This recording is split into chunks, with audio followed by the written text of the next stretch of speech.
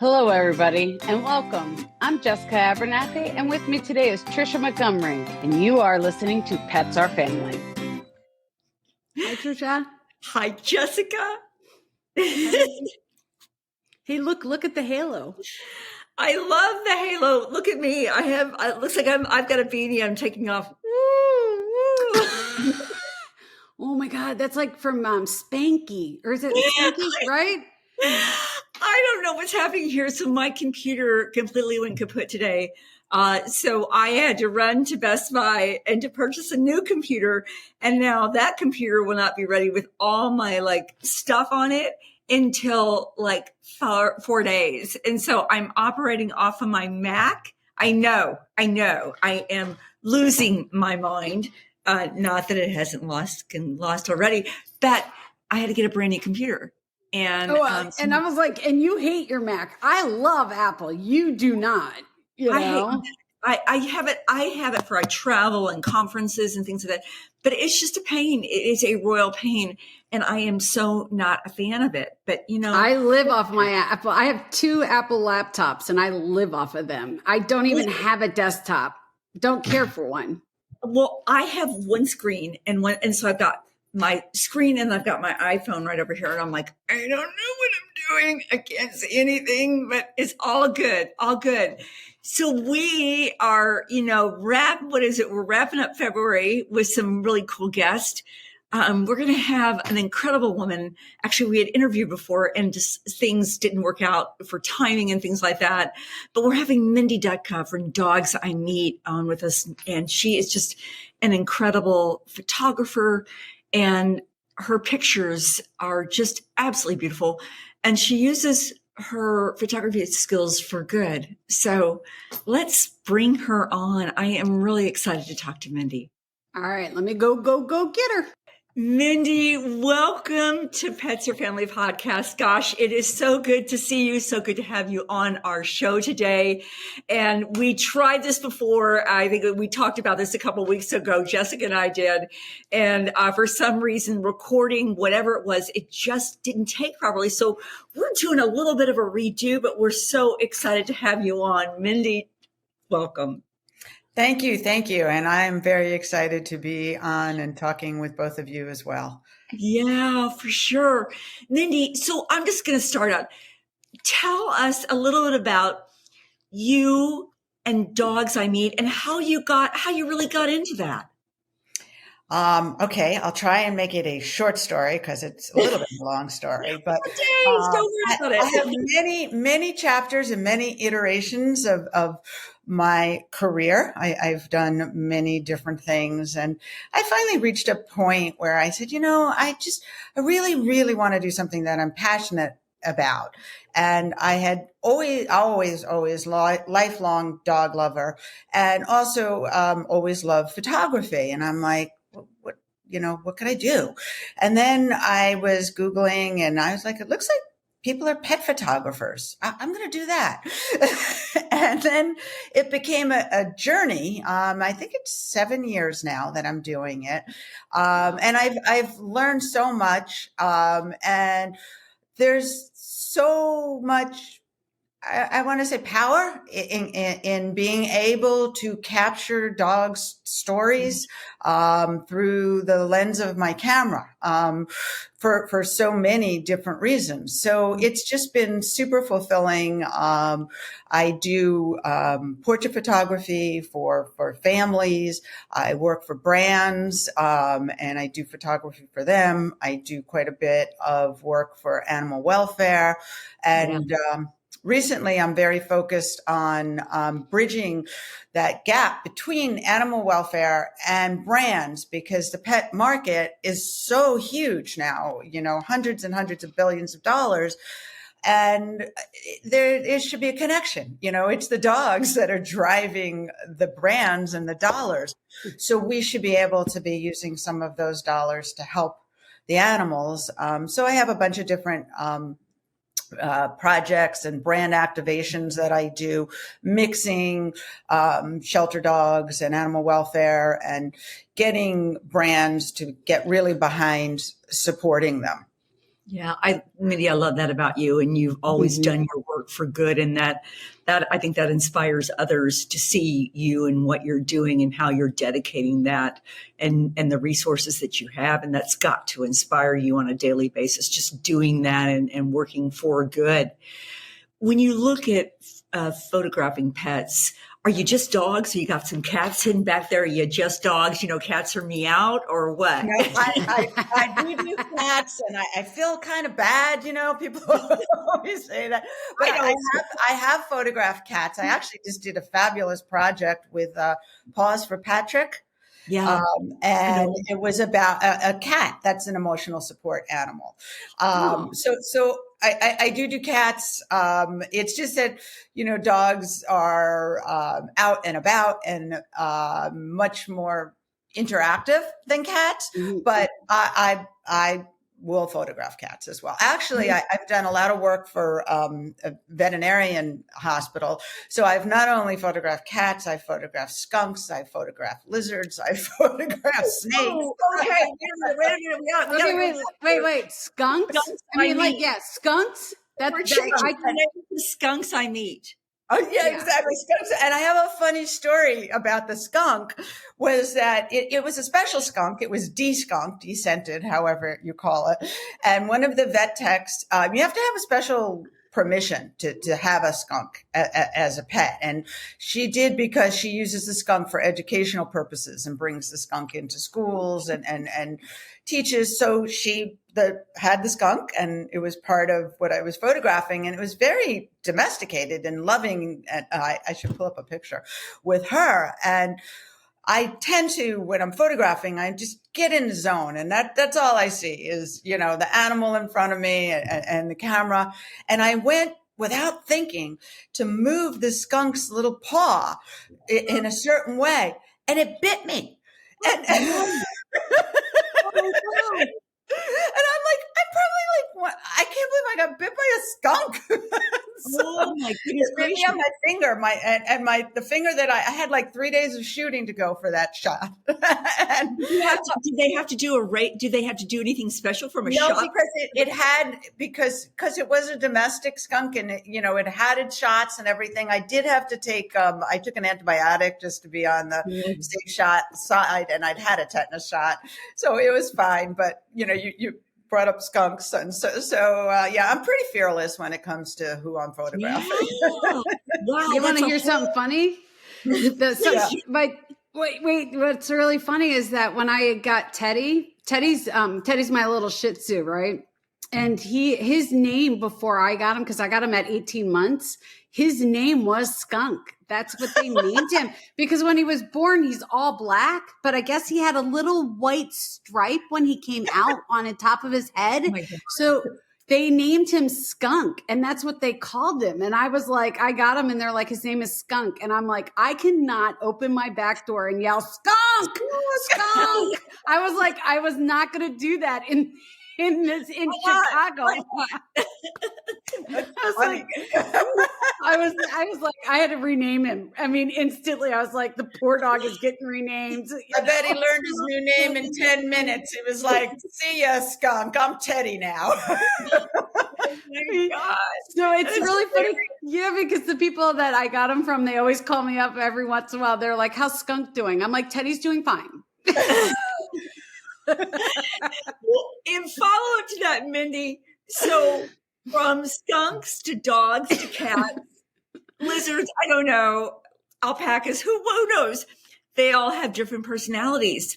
So how do you, when you're photographing, how do you approach each of these pets or animals, to give that essence that you're trying to capture? If I said that right. You did. Well, in particular, when I have a lot of time and it's a pet portrait. First of all, I'll speak to the humans and get some information about the dog. I ask a lot of questions. I have a questionnaire. So I have a sense even before that I've met the dog, and I never jump right in to photographing, because the dog, yes, exactly. Dogs need to warm up. You're making me crack up. But, it's all about being on the dog's time.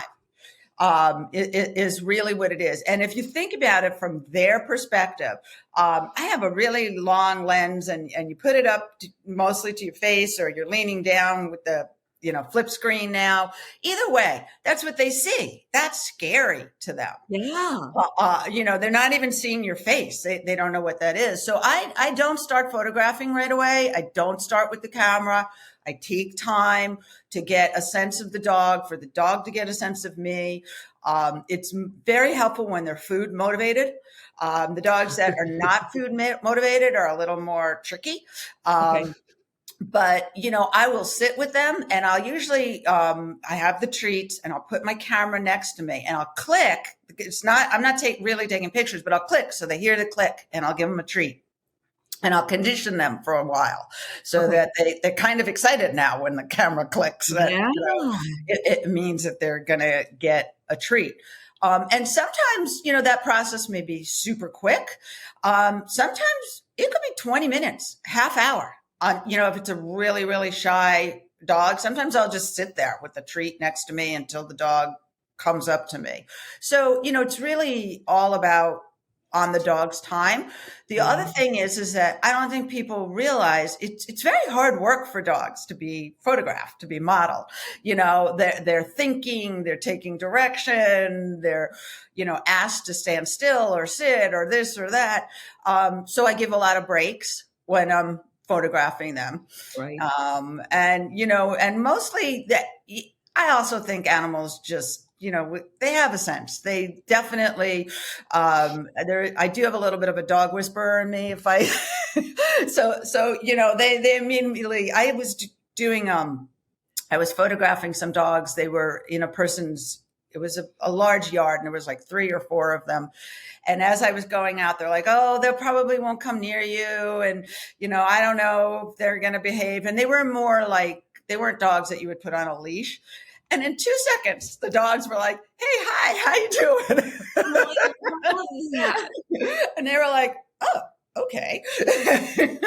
The other thing is a dog that's very shy or whatever, I'll adjust the lens that I use. So if I know a dog, particularly even, let's say it's in the shelter or anything, a dog that's shy, I'll use a very long lens so I don't have to be in their space, and I can still get the photos I want. So there's a lot of different tips and tricks to working around a dog's comfort level and personality.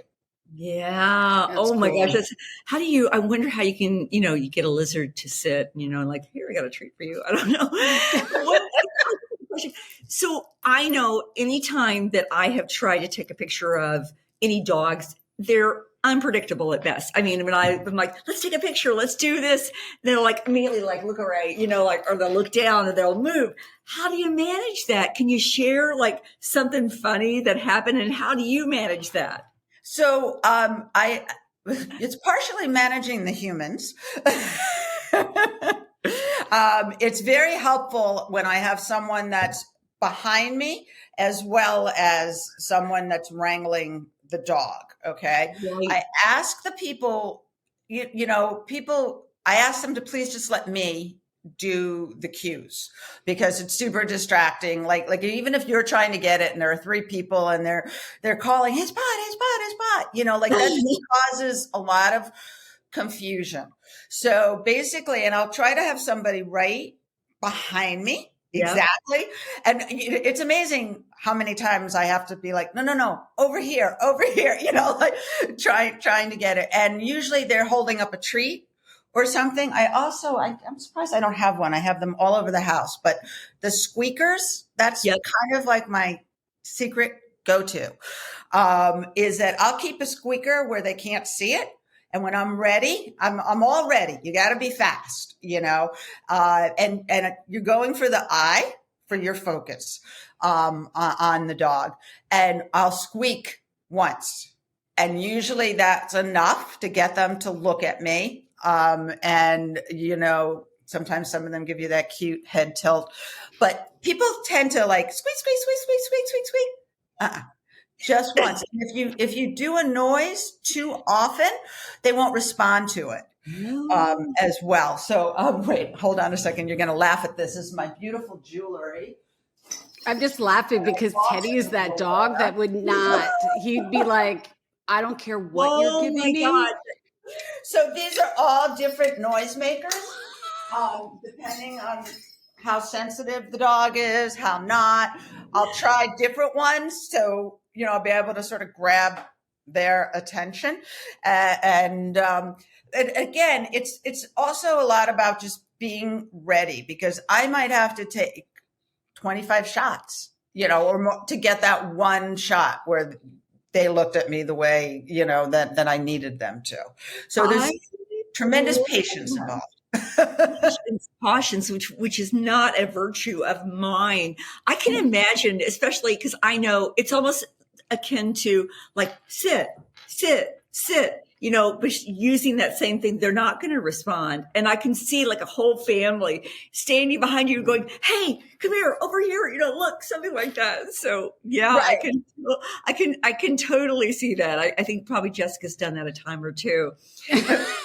And no, Teddy's that dog that, I mean, we didn't pass basic training because he just, nothing. I mean, nothing, not even the high value treats, nothing works with him. Like the photographs you're talking about, nothing. Mommy is it. You know what I mean? You could do whatever you want. He's going to walk past you and he's going to sit next to me. He does not care what you want. Probably in a case like that, I would put you in the photo, right? Yeah. And maybe not necessarily, maybe you don't want to be in the photo, right? Yeah, so my legs are being it. That's a signature shot of mine with the dog with the feet. Okay, that's one, because a lot of people don't want to be in the photo, but ultimately you may not want some giant photo of you in your living room, but you want something showing, that connection that you have as a memory. So that signature shot of the dog by the feet, it winds up very like artistic. You're there, you see the connection. You don't have to say, oh, I don't look good. Another one that's him though, because that's Teddy. You know what I mean? Exactly. So he's glued to me. Kind of go with it. Like not all dogs. Sometimes a dog. I did a shoot once, and it was 2 or 3. I can't remember if there were 2 or 3. I think it was 2. And they were the tree walking coon house, and it was in a yard. And those dogs were they weren't on a leash. They just wandered. There was no way that they were doing anything other than that. And their person didn't want them to be doing anything other than that. So I'm like, okay, like, let's throw out all what I thought I was going to get and, go with following the dogs around and doing, different types. And, I wound up getting, again, like really great shots. There was a time where the dog jumped on the fence howling, so you just have to be really mindful, and you have to let go of what you thought the shoot was going to be, because the dog's driving the shoot. Right. Sometimes the unscripted ones are the best. You know what I mean? Like the unposed ones. I think the candid ones are the best. Exactly. Yeah, for sure. So I'm losing lighting here. So talk to me about lighting. Talk to me about a little bit about lighting. So I am a natural light photographer. Okay. Basically what that means is that I don't shoot in studio. I don't shoot with any off camera lights. Oh, wow. But so 90% of my shoots are done outside. And I try my hardest to direct the time when they're done, to get the best light. So those are your classic in the morning, right after sunrise, and in the golden hour, at night. But that's not always possible, sometimes I'm shooting in the middle of the day for whatever reason. I've done spay neuter clinics or just different things where you can't control the sun. So you're looking for shaded spots. You're looking for not having the sunlight really harsh in their face. Wow. So you can even sometimes put something over, or, you know, like if you see a canopy. So you need to kind of evaluate your space and look for something that's not that harsh, direct sunlight. I also do many photos inside during the day, which are quite lovely too. And you just want to manage that light source of keeping the animals near a window in a way so you still have some natural light coming in. But it is true, and you know, that's the bane of black dogs, and why we have the black dog syndrome, because their faces are dark, and they, you know, you can't see their features. I've done actually I've done a few articles on tips for black dogs, but it's the same idea. You want to be sure that they're lit, you know, very well, and then actually they photograph beautifully. You know, when they have, I've seen your photographs, and they're gorgeous, and I'm sure we would love to see about those tips. You and I, Mindy, are very, very in tune to animal welfare. It's something that is very near and dear to our hearts, and Jessica as well. Talk to us about what you're doing in animal welfare and how very important your work is. That's really important. I want our listeners to know that. Oh, thank you. Well, you know, on so many levels, the photographs are so important. You know, it sounds super dramatic, but really, we all know the dogs in the shelters, a good photograph is the difference between life and death. It's as important as any other thing, because not everybody can see a bad picture of a dog and imagine that dog. And also there's a bit of a preconceived that shelter dogs are broken. They're not broken. They've been failed by humans. Those dogs are not broken. They are not there. That's a great way to put it. I mean, honestly, that is excellent. I don't think anybody's ever said that, but that's a great way to say it. They've been failed by humans, not that they're broken. Yeah. And if all the dog has is a picture of them dirty and scared in a corner of a cinder block, dimly lit room, they look broken. And people are like, I don't, you know, they can't. It's like when you go into a house, or some people have the ability to like visually say, oh my God, if I move this here and I do this here, that room will be beautiful. Other people can only see what they see. You know, I look at it as it's a bad dating profile. You know what I mean? You know how you only meet people on the dating profiles. It's a bad dating profile. They need to update the profile. Right. Going. Exactly.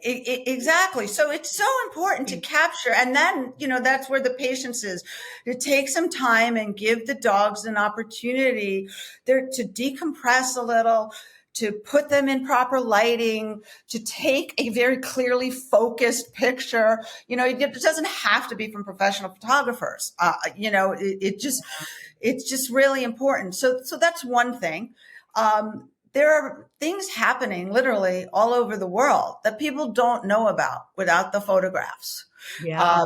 You know, I've done a lot of work in Mexico. I was just recently in St. Vincent. I've done work in Colombia, and there are people. I like to call it the tale of two cities, because the horrors are horrible, what so many of those animals are going through. But what people also don't know is that there are people that are rescuing and doing so much on their own and really trying to, you know, make a difference and help the dogs. One of the projects that I work on is a spay-neuter clinic in Playa del Carmen. And it's a group of people.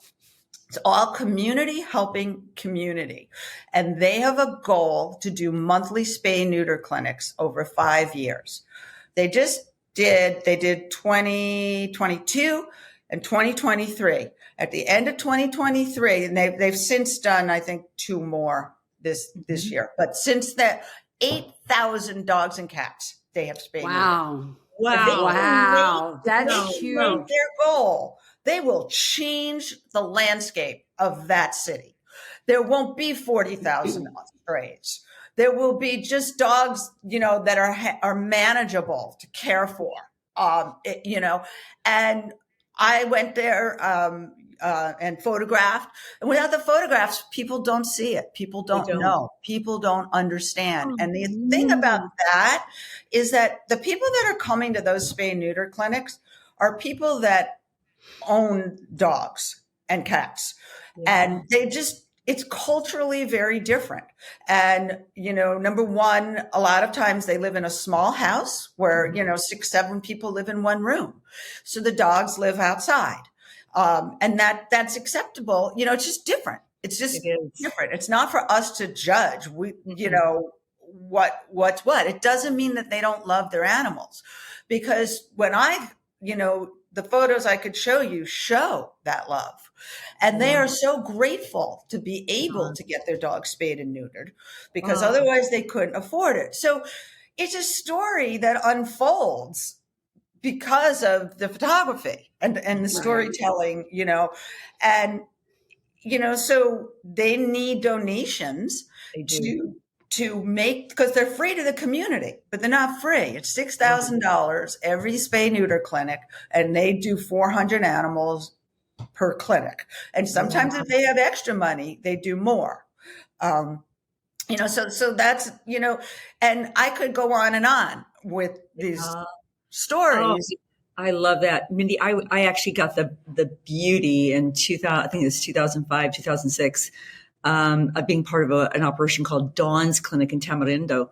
And we used to go down there for spay and neuter, and it was absolutely beautiful. And the people would come from just all over, and they would pay you in mangoes. They would pay you in and it's like they were just so appreciative of that work. They would so beautiful, and people don't know it.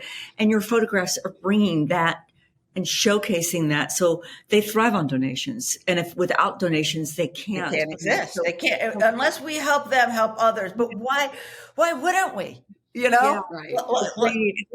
I think it's hard because we look here in the U.S. and we're like, gosh, we got to take care of our own. But this is a global problem too. So it is a global problem. And I do plenty of work in the States, and I understand there's plenty of need in the States, but the difference is that we have resources to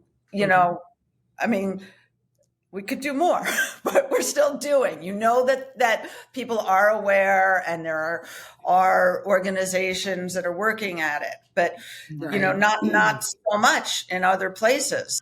I love that, Mindy. It's so amazing. I have one more question for you. So what if somebody is looking perhaps to do what you do, and you've inspired somebody through this podcast to become a photographer, or to turn their passion into actually something? What advice would you give them, Mindy, and to make this a career like you have done? First, I would say start photographing. Don't overthink it. Just start doing it, and start doing it by volunteering at these shelters of those dogs and cats that I said at the start need good photos. And so you're getting practice, they're benefiting, and that's really important. And then just ask your friends, photograph their dogs, and keep oh, there's the squeaker. That's my dog. She's joining in on the podcast. She opened the door while we were, but, get out there and photograph and keep practicing. And now, when I first started, pet photography was really just in its nascent stage. Nobody was doing it, Mindy. Nobody was doing it. Now everyone's like, oh, that's a cool job. Let me do that. But there are many more resources available to you. There are online courses you could take. Yeah. There's a lot of different things that you can do to start to learn about pet photography. But the most important thing is to create and to just keep shooting. And if you can, do it with the dog, work with shelters, volunteer for events, get out there and just start doing it until you feel that you've reached a point, where you've got a portfolio and you feel confident enough to, start to put together a package and start to charge for that. I look back at my original work and I'm like, wow, I can't believe anybody paid me for that. Like I have advanced so much from all my studying and photographing and so forth. But you know what? They still thought that was good back then because, you have the right equipment and it was good. But, once you start going down there and getting better and better, you start judging your own work. So, you work like anything else. As you progress, your work will progress and different opportunities will come up. And you have to be willing to jump in and take these opportunities too. Yeah. Mindy, thank you for being with us today. If people want to get a hold of you, we're going to have all your links and we're going to have some of your photographs and everything featured. How would they get a hold of you? How would they find you? And if an animal welfare organization wanted to contact you, how would they contact you too? Email. And so you could just do hello@dogseyemeet.com. Okay. And you can reach me that way. My website is dogseyemeet.com. My Instagram is @dogseyemeet, and Facebook. It's a little complicated on Facebook, but I think if you just do Dogs Eye Meet, I'll come up. And in LinkedIn under my name, Mindy Dukta. So I'm pretty accessible and a bit old school. So my phone number is available on those things. I'm always, reachable and happy to talk to people. Mindy, thank you for being with us. It was such a delight. Keep doing what you're doing. You're helping so many animals really, and then just bringing them to, helping them get adopted and saving lives, and then also just capturing those beautiful images. Thank you for being with us today. Thank you. Thanks so much for having me. Wow. I love her. She is so amazing, and she talks a little bit about lighting. Speaking of lighting, I don't know what's happening with my lighting, but I still got the halo. Perhaps we need to think about that. I mean, really talk about, our pets and a way to be rewarded through that. I am just blown away by her and what she's doing and how she's really giving for good. For her skills, and it was amazing to have her on with us today. Yeah, it was fun. I had a good time talking with her today. So lots of tips and tricks, and then just lots of information. And guys, we'll have some pictures that she's taken on the website. I know she's going to send those to us or on our podcast. And thanks for listening. Jessica? We reached 500 downloads. Is that correct? Well, by the time this comes out, we're going to have even more. So exciting. We're growing. Who knew? What the heck? We're funny. We're almost 500. We're past 500 downloads. That's pretty cool. 2 girls from Chicago. I'm in Florida now, but what the heck? Right. Jessica, thank you for being with me today. I adore you. I love you. You're my partner in crime and just my work wife and everything else like that. And I love you too. We go through life together. We check in every morning. We check in each at night, At the end of the day. Yeah. Absolutely. Guys, thanks for being with us on Pets Are Family. Bye, guys. Bye. Thanks for listening to Pets Are Family. You can find us on all the channels now. Yes, all the channels now. So make sure you share us with your friends, your families, and your coworkers, and anybody that has a pet. Make sure you like us, give us your feedback, tell us if anything that you want us to talk about, all that fun stuff. You can reach me at jessica@petsourfamily.net or trisha@petsourfamily.net. Thank you for everything that you guys do, but make sure you like us, subscribe, check us out on YouTube. You can always see what we're up to. And we want to thank all of our sponsors, all of the people that support us. We love every one of you, and we can't thank you enough. And remember, check out Moose's March, moosesmarch.com, moosesmarch.com. Come check us out. Talk to you guys soon. We'll see you next week. Bye.